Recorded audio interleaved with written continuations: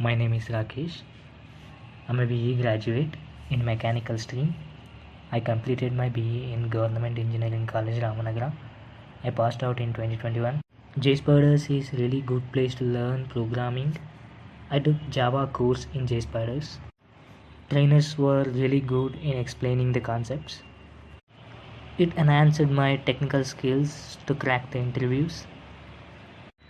As an non-IT student, it's quite hard for me to get a job in IT industry.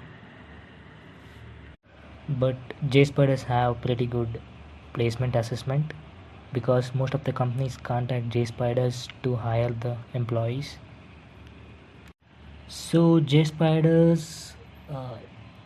in Jspiders you can get any role you want even though you are from non-IT background. And also HRs and trainers in Jspiders were really helpful in getting a job. And finally, thank you Jspiders Rajajinagar for helping me in getting a job, and also thank you for giving me an unforgettable experience. Thank you.